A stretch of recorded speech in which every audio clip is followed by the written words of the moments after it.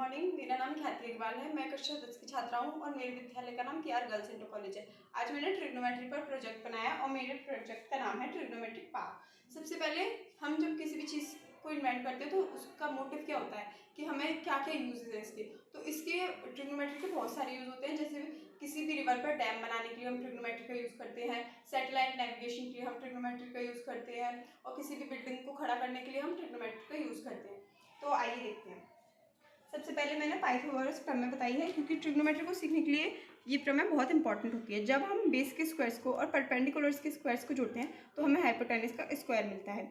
अब sign, cos, ten, cosec, सेक और cot के ये जो चीज़ होती है इसके कुछ मान होते हैं जो ट्रिग्नोमेट्री में बहुत इंपॉर्टेंट होते हैं, जैसे perpendicular upon hypotenuse, base upon hypotenuse और परपेंडिकुलर अपॉन बेस।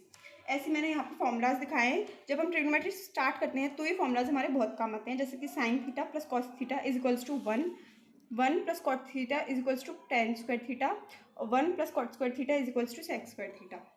और मैंने यहाँ पे एक बिल्डिंग दिखाई है जिसमें मैंने इससे 3 फॉर्मूलों से बनने वाले 9 फॉर्मूलों को दिखाया है। ऐसे अब हम किसी भी बिल्डिंग को खड़ा करते हैं तो एंगल की बहुत इंपॉर्टेंस होती है उसमें, इसलिए मैंने यहाँ पे एंगल दिखाए हैं। जो साइन का 0 डिग्री का एंगल होता है उसका मान होता है 0। ऐसे कॉस का 0 डिग्री का जो मान एंगल का जो मान होता है वो होता है 1। टेन का जो 0 डिग्री का एंगल होता है वो होता है 0।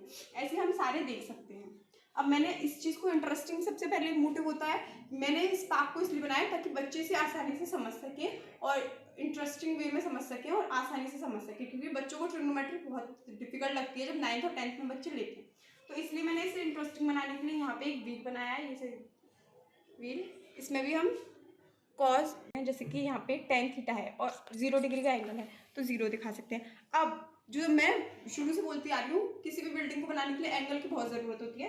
तो ट्रिग्नोमेट्री में 2 एंगल बनते हैं, एक होता है एंगल ऑफ एलिवेशन और एक होता है एंगल ऑफ डिप्रेशन। तो जब हम किसी भी चीज़ को नीचे से ऊपर की तरफ देखते हैं तो वो बनता है एंगल ऑफ एलिवेशन, और जब हम किसी भी चीज़ को ऊपर से नीचे की तरफ देखते हैं तो वो एंगल बनता है एंगल ऑफ डिप्रेशन। अब हमने इतनी सारी चीज़ों को पढ़ लिया है, इसलिए हम एक एप्लीकेशन ऑफ ट्रिग्नोमेट्री भी देख लेते हैं। यहाँ पे मैंने एक पोल बनाया है। पोल की जो लेंथ है वो है 15 सेंटीमीटर और इससे 60 डिग्री का एंगल बन रहा है। तो हम इसका ये जो साइन, कॉस और टेन के जो हम फॉर्मूलाज लगा के इसकी हाइट निकाल सकते हैं। अब यहाँ पे मैंने पार्ट्स ऑफ कोऑर्डिनेट को भी ट्रिग्नोमेट्री में इसका यूज़ बताया है।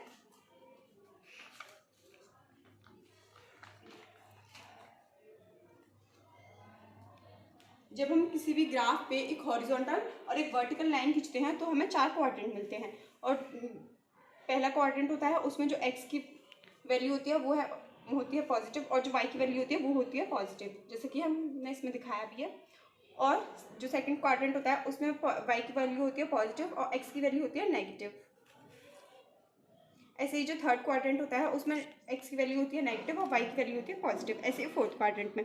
अभी हमें ट्रिग्नोमेट्री में कैसे यूज़ करते हैं, मैंने यहाँ पे कुछ फॉर्मूले दिखाए हैं जिसमें इस पार्ट्स ऑफ क्वाड्रेंट का ट्रिग्नोमेट्री में यूज़ होता है। Sine 90 degree minus a is equals to cos. ये जो फॉर्मूला बनता है ये इन्हीं से बनता है। थैंक यू, यही था मेरा प्रोजेक्ट।